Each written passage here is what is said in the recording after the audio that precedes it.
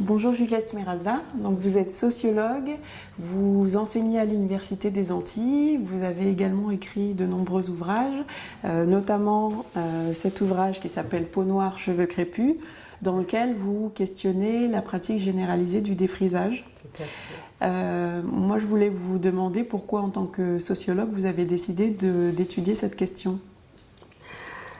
D'abord parce qu'aucune question ne doit être fermée aux sociologues. Moi, je suis sociologue de la culture. Enfin, je m'intéresse d'abord à la culture de mon peuple, de nos populations diasporiques.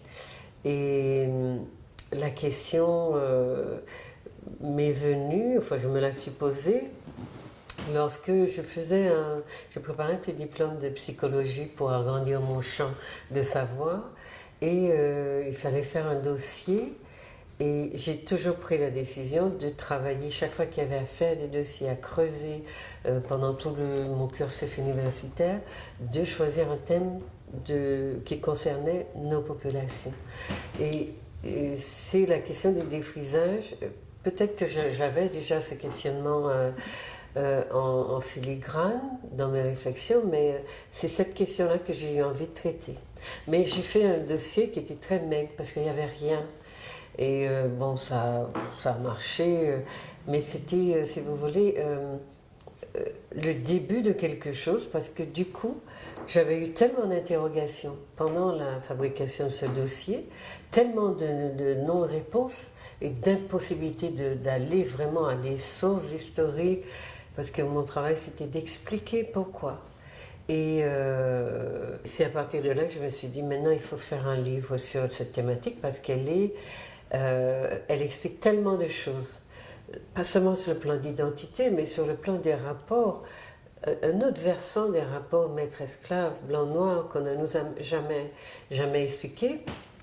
Et donc c'était le début d'une recherche de sources, le début aussi d'une analyse de l'histoire des Africains dans les Amériques, et le début de l'analyse du traumatisme. Parce qu'aujourd'hui, vous savez que l'UNESCO a classé les problématiques du défrisage parmi les séquelles psychologiques de la traite négrière transatlantique.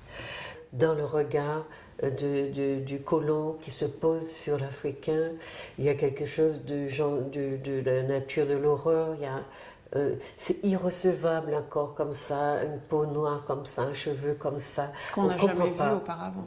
Non, ce sont des gens qui n'ont pas de contact ou qui ont entendu par oui dire, mais là on est dans la proximité. C'est pour cela que ce travail-là est d'abord une compréhension, un essai de compréhension de ce qui se passe vraiment dans la relation. Et le sociologue ne fait pas autre chose. Et donc on comprend d'où vient le défrisage lorsqu'on a compris que le noir va commencer à se sentir insupportable à lui-même, puisque le regard qu'on pose sur son cheveu est un regard qui est absolument méprisant. Et il découvre aussi qu'on a de la préférence lorsque les peaux s'éclaircissent par les relations entre maître et esclave. Il y a eu donc des enfants qui sont nés, ils avaient des cheveux certes un peu crépus, mais un peu de texture un peu différente. À partir d'un certain moment, les esclavagés femmes vont prendre comme étalon de mesure de ce qui est un bon cheveu, le cheveu de la métisse, parce que le peigne du blanc passe dans le cheveu relativement facilement, tandis que dans le cheveu crépus, le peigne du maître a plus de mal à passer. Et à partir de là vont naître les deux catégories esthétiques qu'on va connaître, la catégorie du bon cheveu et la catégorie du mauvais et du laid cheveu. Le cheveu crépus. Le cheveu crépus. Donc le bon, c'est un cheveu acceptable, donc plus il est lisse, plus il se rapproche de celui du blanc, plus il est acceptable, et plus il est crépus. Et après va s'ajouter là-dessus les couleurs de peau. D'accord? Donc plus la peau sera noire, plus on va penser qu'elle est trop noire et qu'il faut l'éclaircir. Donc les pratiques de blanchissement, d'éclaircissement et d'aplatissement du cheveu vont naître dans cette relation, dans cette souffrance, dans ce désir de se changer pour ne pas être regardé de cette façon méprisante, parce qu'ils sont dans une situation de totale dépendance. Hein. Parce que je ne fais pas ce travail-là pour dire que c'est inné chez l'Africain. Je fais ce travail-là pour dire d'abord que c'est dans le cadre des relations dominant-dominé que j'ai travaillé. Ça veut dire que les Noirs ont adopté les attitudes qu'ils ont adoptées parce qu'ils étaient totalement dominés. C'était des esclaves, des gens qu'on a mis en esclavage de force. Dans le livre, vous expliquez que dans les sociétés africaines, les gens savaient, hommes comme femmes, savaient gérer leurs cheveux crépus, avaient développé des outils spécifiques, avaient élaboré des coiffures assez ingénieuses. Et finalement, aujourd'hui, on est dans un univers complètement différent où les femmes ne savent plus gérer leurs cheveux et donc se sentent contraintes de défriser ces cheveux crépus. C'est-à-dire qu'il y a d'abord à la base un refus de la texture crépue. Et c'est ça la difficulté. C'est la question de ne pas savoir gérer. Bon, aujourd'hui, les femmes apprennent, elles réapprennent. Mais rien que cette situation qui consiste à dire elles ne savent pas gérer, ça vous montre l'ampleur du drame. Comment un peuple peut avoir des cheveux sur la tête et en arriver à dire je ne sais pas gérer mon cheveu. C'est que culturellement il y a eu une rupture et il y a eu quelque chose dans la transmission qui ne s'est pas fait. Et en fait, il n'y a pas eu de transmission parce qu'il y a eu un rejet du cheveu crépus. On l'a écarté et on y a mis à la place une pratique de défrisage. Donc on ratiboise, on enlève tout ce qui est crépus et puis tous les 2 mois ou peut-être toutes les 5 semaines, on retourne chez son coiffeur pour faire défriser les racines. Mais les Africains se connaissaient parfaitement. Ils avaient inventé ce qu'il fallait pour nourrir leur peau parce que les rayons ultraviolets étaient forts dans les latitudes où ils habitaient. Donc ils avaient inventé des systèmes d'hydratation. Ils avaient inventé des systèmes de coiffure qui étaient basés sur une connaissance profonde de la nature bouclée de leurs cheveux. Et le peigne afro, c'est un peigne avec des dents bien arrondies, bien polies, etc., qui n'accrochait pas et qui entrait dans la boucle et qui ramenait le cheveu vers l'extérieur et qui n'allait pas, comme chez les Occidentaux, prendre le cheveu à la racine et l'amener vers l'extérieur.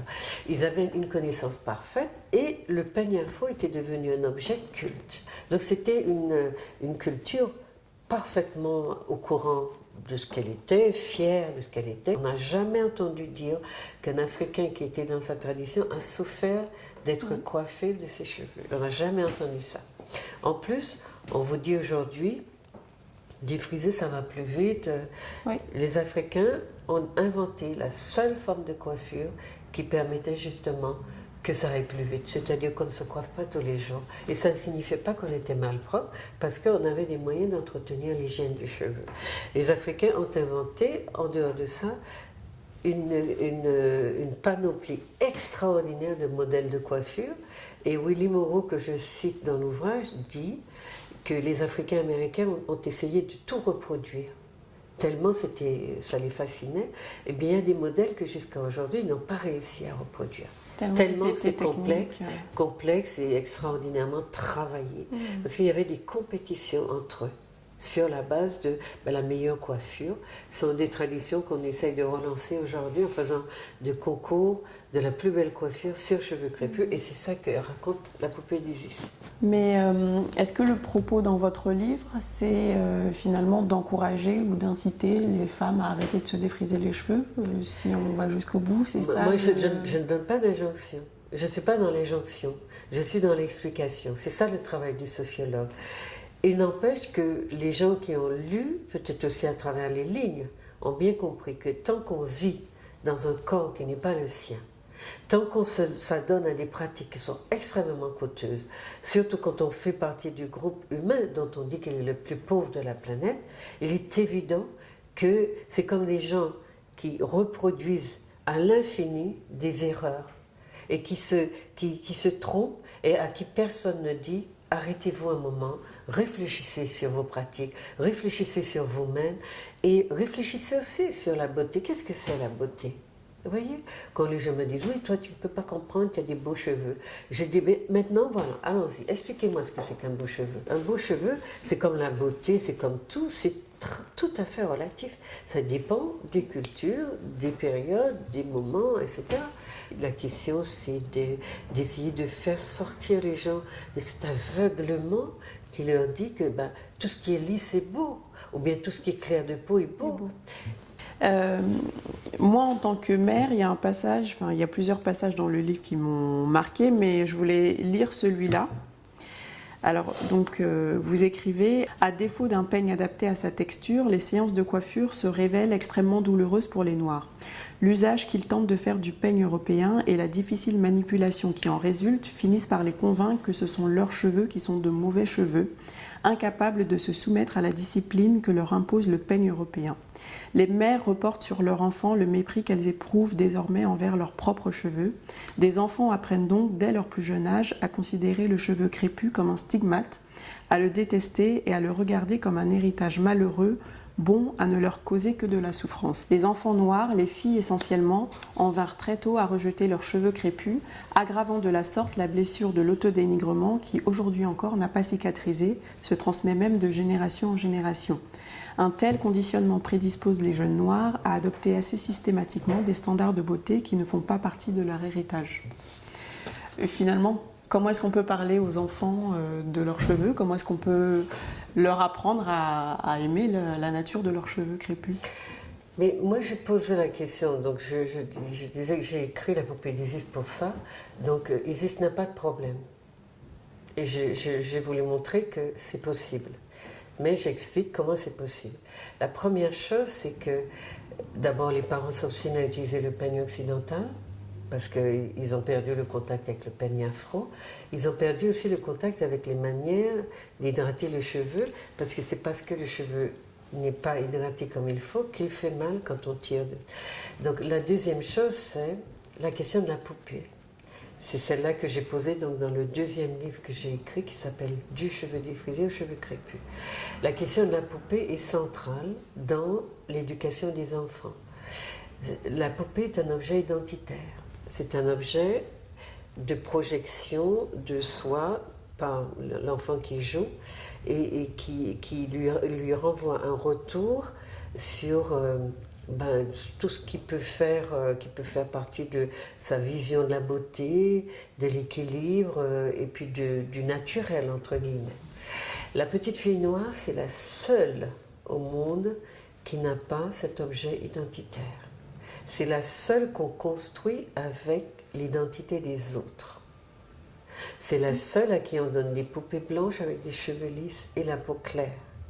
C'est la seule à qui cela pose un problème d'avoir une poupée noire comme elle. Ça signifie que ces problèmes que nous décrions là, ils sont induits par des comportements acculturés et complètement inexplicables que continuent à faire exister le peuple noir en général.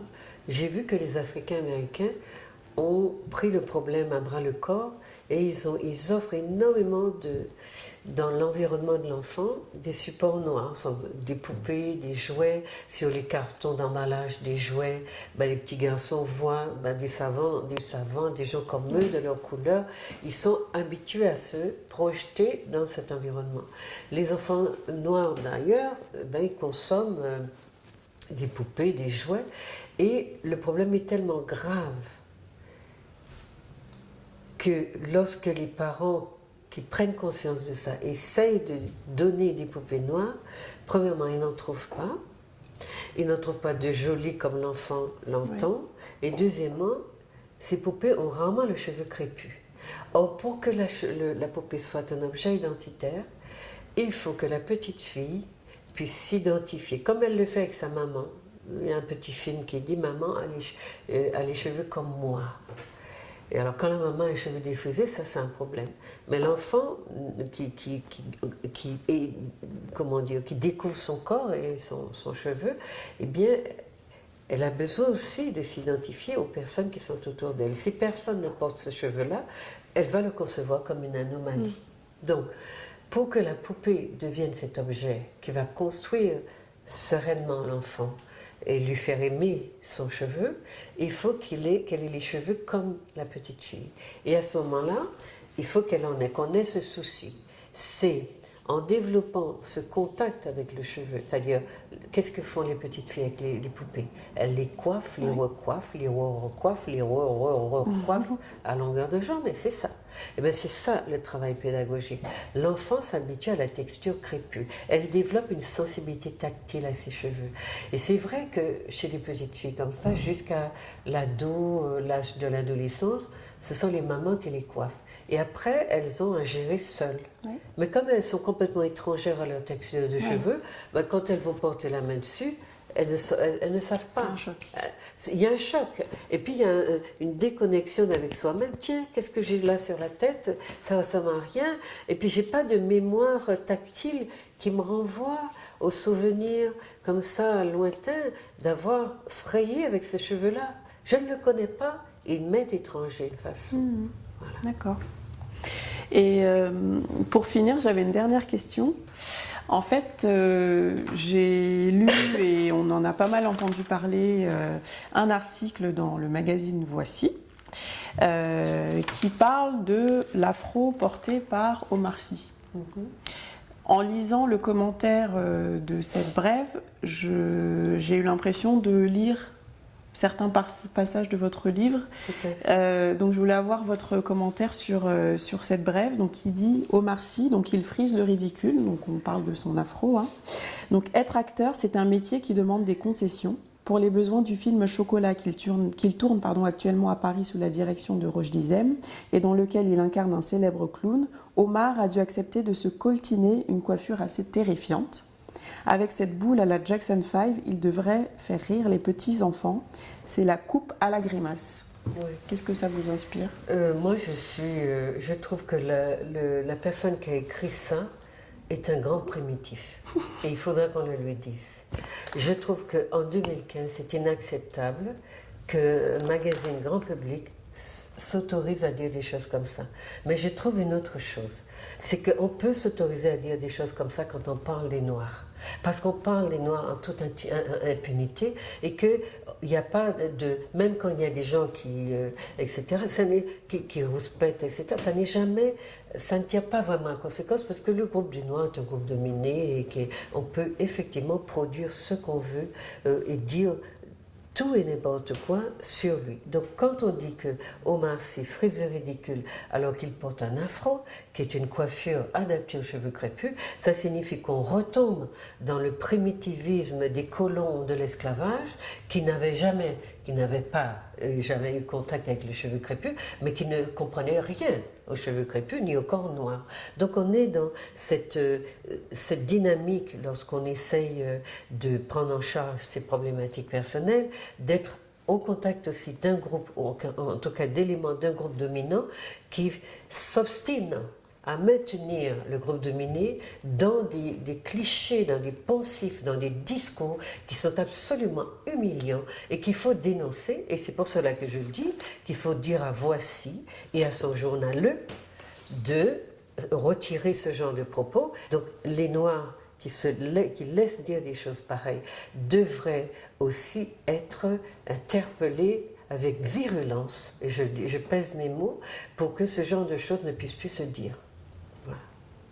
Merci beaucoup Juliette Smeralda pour vos réponses. Merci beaucoup. Merci.